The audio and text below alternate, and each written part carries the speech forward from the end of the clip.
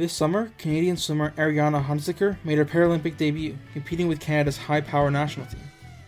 She joins the show today to talk about her rise through the swimming ranks to becoming a Paralympian, some of the challenges faced and lessons learned along the way, what motivates her to keep going on the road to Los Angeles in 2028, and so much more. I'm your host, Benedict Rhodes, and you're listening to the True North Podcast.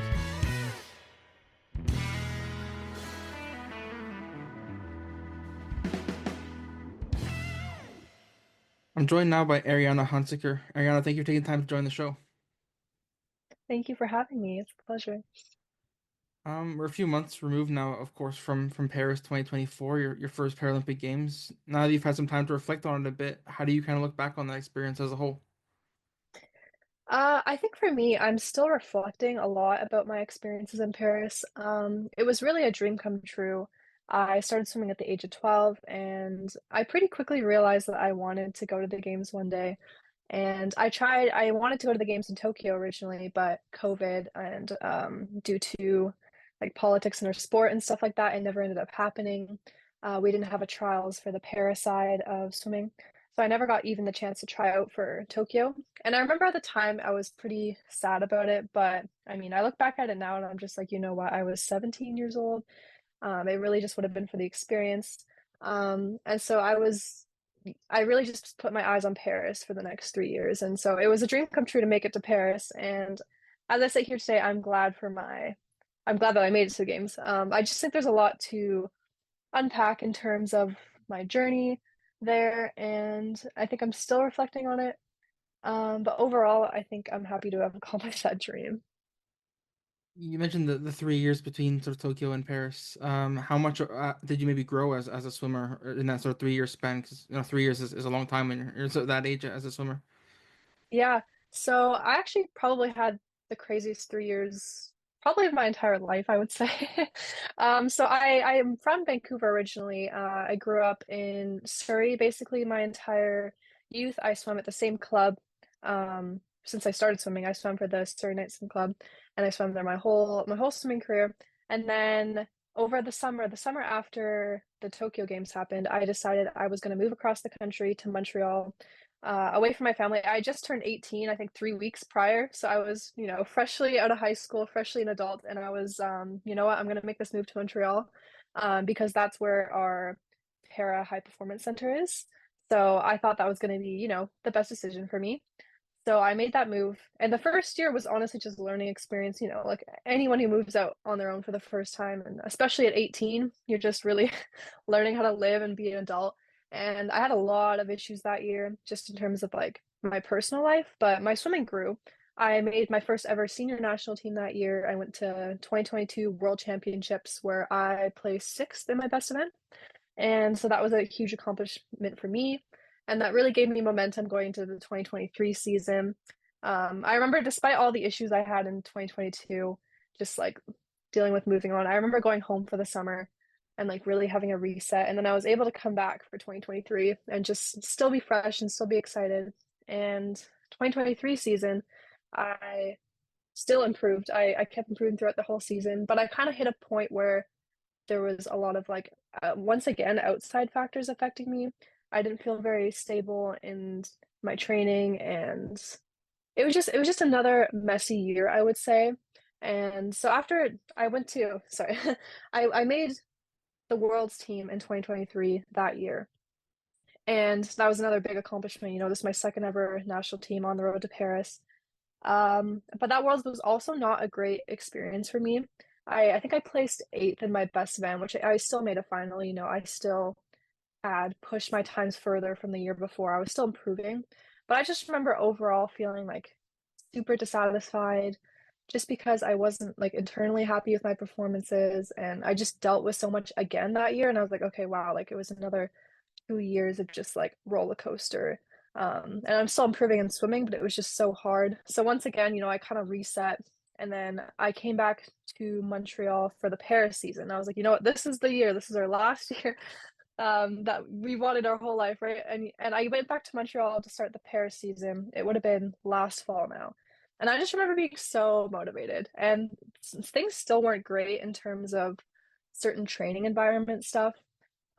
We actually didn't even have a coach when we started the season. Our team was really small. We just were so uncertain about a lot of things, but I was so committed and I was so locked in that I grinded really hard. And it wasn't even just swimming. I remember I was so committed to being healthy in other aspects of my life, like mentally, because I had struggled so hard the past 2 years. And then both times I went to world championships, I had mental health issues affect my performances. And so I was like, you know what, this is the year I'm going to lock in. I started seeing a therapist. I was just so committed in last fall and winter, and it paid off. Like I remember we went to our very first international meet last February, and I did amazing. It was the best performances of my life. I PB'd in everything by a huge margin.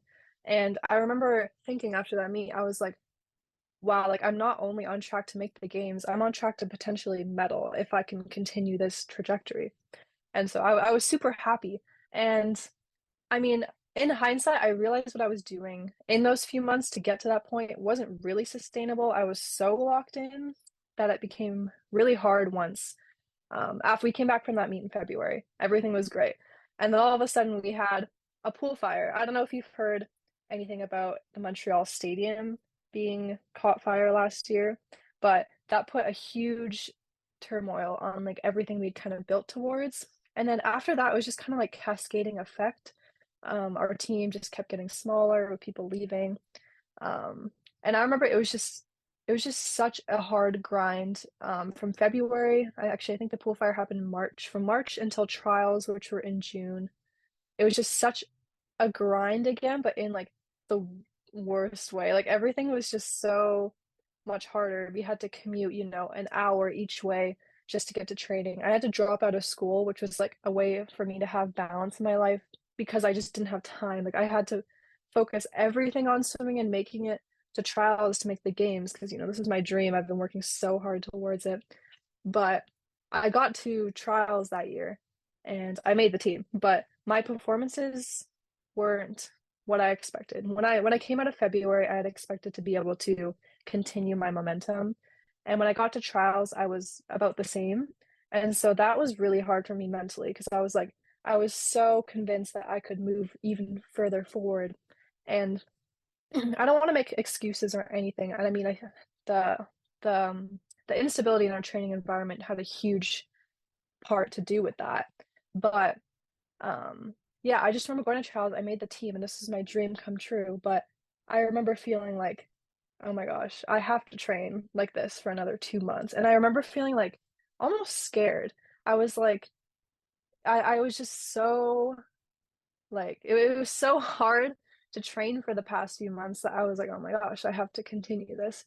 And that's when I realized that things were really not okay. Um, but I just accomplished my dream and I did everything I could to try to rewire my mindset going into Paris. And I did. I tried my best to train for those couple months. Um, but it was still hard. And I know the moral of the story is I made it to the games, but um it was hard. It was a really, really hard journey and it was really unexpected. And I honestly don't even remember what your original question was. I feel like I've just been rambling a little bit, so maybe I'll put a pause there for now. But Like obviously, is a good example there. Like life and things are never really linear, right? Like things yeah, happen in a lot of different ways. And people talk about the Olympic and Paralympic cycle, where it's like 4 years. You want to kind of build up, I guess, to the games. yeah. Um, how did you think you were able to do that? I guess heading into, I think you did 3 races and a relay in Paris. Like, how did you feel? Maybe you competed in those events, considering all the factors that have come before it. Sorry, I don't think I understand the question. Like considering the factors that came before the events in Paris. Like, how do Yeah. you feel you competed in Paris? Like, how did they maybe affect your performance at all? I mean, I felt like I was living a deja vu moment, honestly, because the past two worlds for me, I had very similar experiences where it was just so hard to get into the zone and really focus on performance. And I think the biggest thing that I lacked in all of my races, honestly, was confidence. I think that I had just like I had honestly no confidence going into those games, unfortunately. I think I really peaked in February when I was at my best, and I let everything else kind of like deteriorate how positively I felt towards competing. And like nothing will replace the experience of going to the games at the end of the day. Like it wasn't like I went there and I did like the worst performances of my entire life. Like I still think I did really great for what I could have done in that moment. I gave everything I had to the races that I did. And the results are unfortunate, of course. I at least wanted to go to those games and make an individual final. I think my best ranking was 11th in one of the events I did. So, and then the relay, I swam in a final for the relay. But that wasn't an individual event, so it feels a little bit different. Um, but I mean, all things considered, considering the journey to the games and how hard it was, I have no regrets. I have no feeling of, oh, like I didn't try hard enough. Because I really look back and I think in that moment I gave it all I had. And honestly, it's kind of a miracle I was even able to step up on those blocks at the end of the day. So I think all I can do is like look back and be proud of that experience in those moments.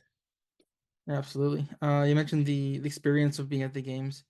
Um, Before you went to Paris, I guess, what were maybe the expectations when it came to things like being in the village and being around such a huge event like that? Like, obviously, it's a kind of a different beast compared to maybe other events you may have competed in.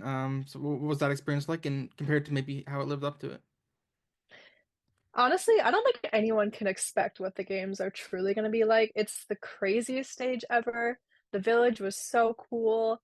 Like just that entire experience was so unique. Even before we went to the village, like just having that experience of like, wow, we're about to head to the games, and we had like a ring ceremony where we get our games rings. Like everything, every single part of this process was just so cool. And I feel very lucky that I was able to sit there and live in the moment despite everything, despite maybe not being my best confident self and feeling great about my experience. I was able to soak in every moment. And when we got to the village, just being able to enjoy all the things there were to offer, while of course focusing on performance. I had to race day one of the games, so it was kind of short-lived for me. But even just like making new friends, like um, even other people in other sports. Like I have made so many new friends through this experience, and that's kind of one of the coolest things about the games is like the community. Like so it was just all super unique, and the competition, the stadium, nothing will ever compare to that. I've never swam in front of that many people before, and I feel like I'm the type of person who doesn't like shy away from a crowd, so I feel very lucky that that kind of pressure doesn't get to me.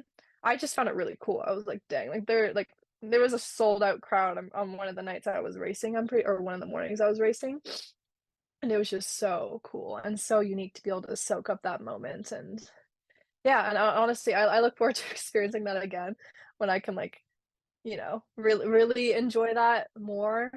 But yeah, nothing compares. And I don't even know what to say to people who haven't been. It's just like unreal, really. And I don't think swimmers go to the opening ceremonies usually, but the closing ceremony, I know you were there. What was that experience like? Sort of just this huge party, I guess, in a sold out Stade de France, a huge stadium like that must have been pretty cool. Yeah, it was super unique, and that was my first time in the Stade de France as well. That's for the athletics, and just seeing how many people fit into those stands is also crazy because I'm like, man, I thought the swimming arena was huge. Like this thing is even bigger. So yeah, no, it was super great, and I'm glad I got to go to the closing ceremonies because a lot of swimmers didn't. You only got to go if your race had ended less than 48 hours prior. I raced day one and then day nine, so I got the whole experience. Some people unfortunately didn't, just due to like village capacity and stuff. So I was very lucky to be able to experience that. And I also got to experience going to the Canada House for one of the celebration nights. Me and two other swimmers got to go to that because we were done racing day nine. If you race day 10, you didn't get that experience also.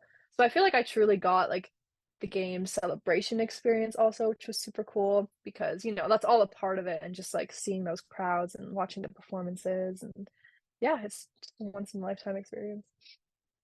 One of the coolest things that I think I saw coming out of Paris was you with the disposable camera. I was wondering maybe what kind of inspired you to do that, and what that experience was like, I guess, of bringing that around and some really cool photos in situations that most people Yeah. don't get to go to. I mean, I'm a really big person in like living in the moment type things. And I think using a phone camera it only gets you so far. You don't really like feel that experience. Whenever I would take pictures of the disposable camera, it was like a whole thing. It was like, oh my gosh, like I'm gonna take a picture with this. Like I remember at the staging camp, I took a picture of everyone's hands in like a circle with their rings, and I was just like, I'm taking this on like the disposable. And it's cool because it's not like instant gratification, like I waited like 3 months, I think, to see these photos. And it was just cool knowing that I would get to like look back at it post games in a few months' time when it was all over. So yeah, I'm just really big on things like that, and I thought it was super cool. And I think actually my mom got it for me for my birthday because I'd mentioned wanting to bring something like that to the games. Um, yeah, the only thing I remember being like, oh man, I have to like carry this thing around, but that but that's so small on like the hindsight of things, and it was really cool. And also just another way to like get connections. Um, yeah, and just like even bring the team together a little bit more. So it's definitely something I would do again, and something I actually did recently at there was an Ottawa celebration for all the athletes at the Olympics and Paralympics, and the Canadian Paralympic Committee actually gave me a disposable camera because I think they saw the one that I did, and they're like, "Can you take photos at the event?" So maybe I'm known as disposable camera girl now, but honestly, I love it. Not a bad thing to be known as. Um, Canada has a very strong group of S10 swimmers, like yourself, Orly, Force, Katie Cosgrove. Like, Mhm. how does competing against such a strong group, I guess, maybe bring the best out of everyone and kind of maybe raise the level, I guess, of everyone, knowing that there's so few spots, I guess. Yeah, it's actually a very interesting dynamic, and I think most people would think that it's hard and super competitive. And maybe I felt like that in the beginning. Orly has obviously been around my entire career. I think she's almost 8 years older than me. But she's been there since like the day I started. And I think we've honestly built more of like a friendship than anything, and we don't really let swimming like affect our relationship, and it definitely helps push each other. Like every time we go to she also trains in Quebec and so do I. So we race each other at provincials and we race each other at nationals. And she's always been like a step ahead of me so far in our careers. So for me it's more like okay, like I get to see the best in the world every single time I race. Other people from other countries, they only get that once a year. So it isn't really a blessing in disguise if you let it. I think not letting the pressure of having someone who is ahead of you like affect you mentally is maybe a bit of a challenge, but for me, I found it really good. And Katie is new to the team. She only joined last Worlds, and I think I just really tried to make it a non-competitive experience for her because I think I really value that. I was I want to be friends with someone. I don't want to make them feel like we're going to step on each other's toes and it's going to be hard to be in that environment together. And a lot of athletes kind of struggle with that, especially when you see a lot of people at the top of their sport games. Like a lot of people aren't super great. They want to have an ego, they want to push people aside. Um, but I think the very first national team I ever made, I remember Katarina Roxon. She is, five-time Paralympian. She was our flag bearer. She was the first person to ever come up to me. She introduced herself. She was super nice. I felt like she was a friend right off the bat. And like, I think having that experience on my first team, I was just like, that is the person I want to be. Like when I, in the future, step up on the rankings, become more of a vet than a rookie. Like I want to be the person that doesn't make the younger athletes feel like they have to compete against me. They feel like they're less than me because that's just such a bad thing to be. So, and I mean, we are Canadian, so for the most part, we are nice. But I have seen a lot of dynamics not work like that. So I think we're very lucky to have the S10 environment not be toxic because I've seen it in other countries and other classifications where it's definitely not the same. And I think just as I move on in my career, I want to continue that environment because, I'm sure there's always going to be younger people up and coming, but I don't ever want to feel threatened by that. I don't ever want to feel like someone is less than me. So, yeah, I don't know. We're honestly pretty lucky to have that environment right now. And every young athlete, of course, has their sort of hero they look up to, and I think I read that for you it was Orly. I would so maybe like to get to know her personally now and kind of get that up close experience from one of the most successful Canadian athletes ever and someone who you can Hmm. so directly compete against. Yeah, I mean, she was someone that we have the exact same impairment. We have the exact same hands. So obviously, as a younger child and someone who's, like to like levels above me. It was always someone I looked up to. I think once you enter the sport world, it becomes less of like an idol scenario. Um, Obviously, I look at her success and I think that that's super cool. But I think at the end of the day, it kind of just comes down to internally. And I think if you focus too much on like the accomplishments of others, it can get in your head. Um, like if I sit here and I'm like, I'm not going to amount to anything if I'm not a 13-time Paralympic medalist. Like that's not going to amount to anything good at the end of the day. So I think it's really just a mindset switch. Like I didn't want to have to put a person on a pedestal just because I idolized them when I was younger. So I think just really having to switch that dynamic and yeah, and like I can sit here today and say we're friends and it has nothing to do with swimming, you know. I think the best lesson to learn is that if there is a scenario like that, honestly, just don't talk about anything swimming related, you know, because you can relate with people on any other level, and that's kind of where you can build a friendship because you can't really build that kind of dynamic off of swimming when you're literally competing against each other. So, And we're kind of in this golden age, I guess, that people are calling it, of Canadian swimming on the Olympic and the Paralympic side of things. Do you have any kind of insight into maybe why that is? Like, is it the training centers? Is it the just the standard and the level raising? I guess. Like, what do you still put that down to? I mean, I think it's just like an accumulation effect of sorts. Like, I think just over time, we've just been building such great athletes that it's inspiring others. And I think swimming has never been more talked about than it is now, which is super cool because younger people are all getting into it and stuff. And I can just see the like local clubs are growing, more people are interested, and then, you know, the more people that are interested, the more like we'll have upcoming. So I really think it's just a developing sport. And especially even just like watching swimming now, I just recently watched Short Course Worlds, Able Body, of course. But it's just so cool how they've created more of like a spectacle out of it and they've created interest to watch. Swimming in general, I don't think is that entertaining of a sport. So the fact that the fact that we've been able to push it up a level, I think just encourages people to see how cool it can be. And yeah, and just the fact that we have so many growing stars only encourages the next generation. And it only encourages media coverage, which kind of just gets the word out there. And I think it's a super cool time to be living in, you know, like I don't consider myself one of the Canadian stars, but it's just super cool to even be in that bubble, just because of all like the side effects of it. And just seeing our sport grow on that level is super cool. And you mentioned, young swimmers kind of growing up. I guess what sort of age or time, I guess, did you kind of realize, I'm pretty good at this. I can maybe go to a Paralympic Games or to a World Championships or that kind of thing. It's actually a really funny story of how I like ended up being so competitive in swimming because I did not want to be at first. When I grew up doing so many different sports, like I think at the age of 5, I was into soccer, and then I was into dance, and then I was a figure skater. And then I think right before swimming, I was a diver because I was always into these sports that were like I said, like looked cool. I was like, I want to do the cool sports, and I would look at swimming, and I was like, you're telling me I just have to swim back and forth like that? That was just so not what I wanted to do as a little kid. I was very stubborn as a child.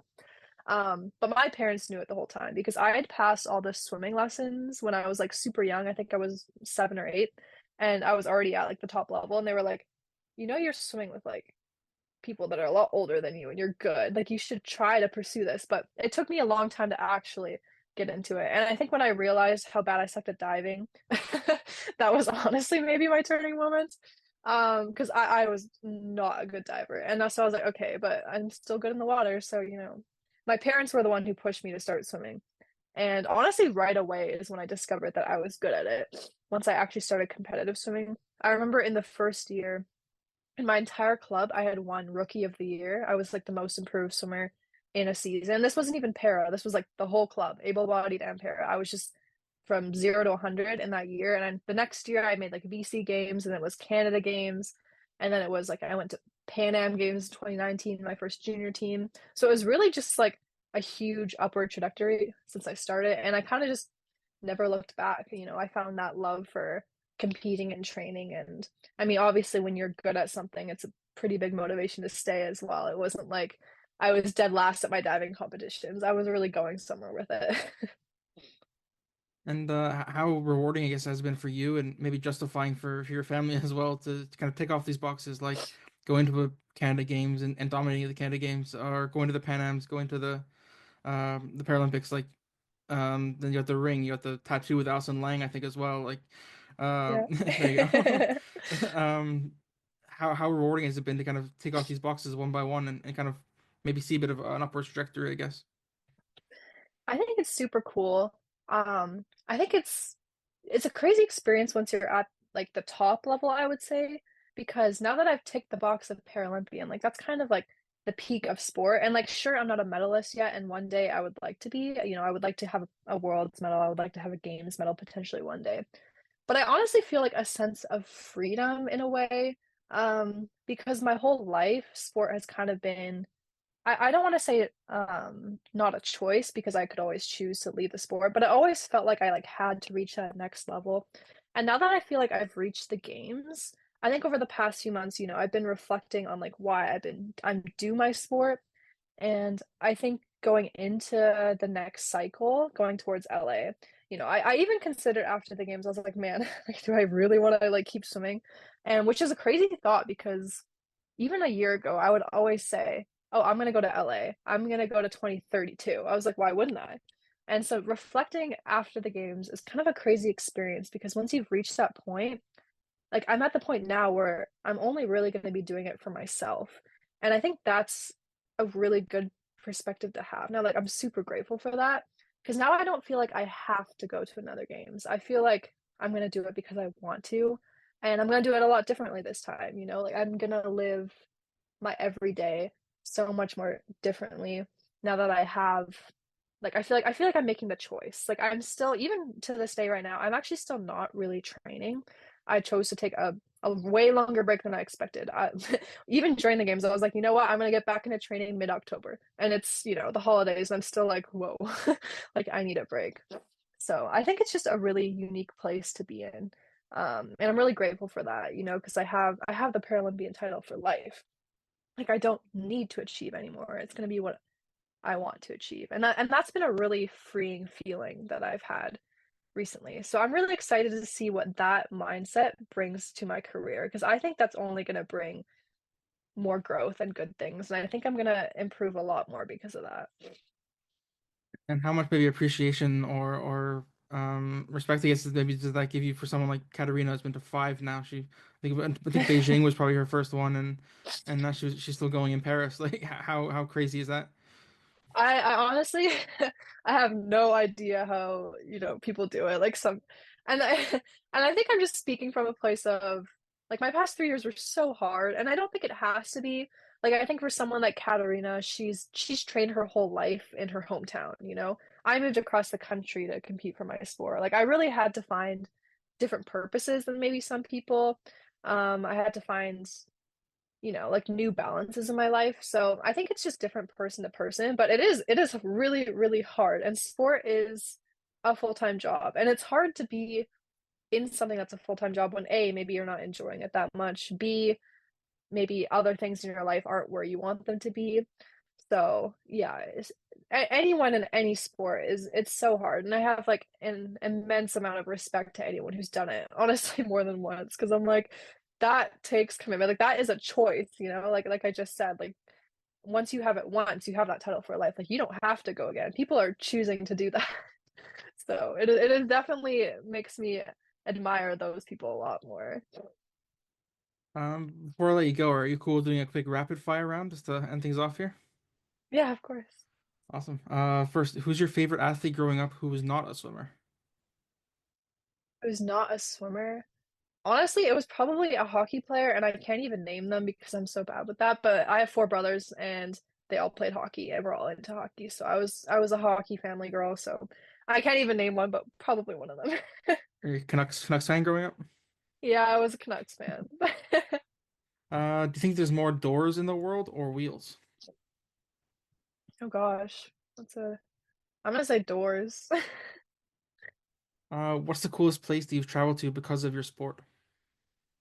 I think getting to spend almost a whole month in Australia was really cool. I think this was back in 2023.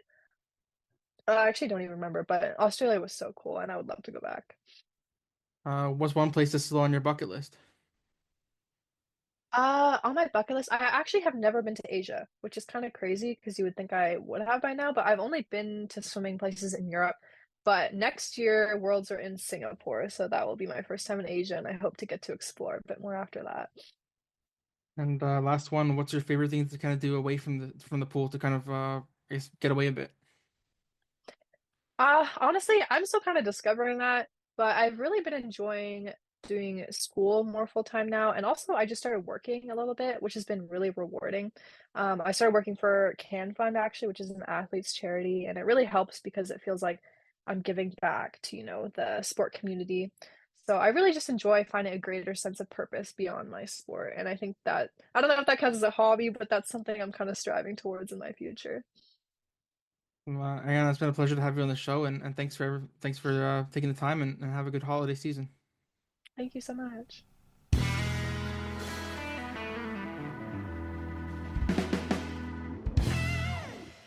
Thanks again to Ariana for joining the show. Make sure you follow her on social media so you can stay up to date on everything in and out of the pool.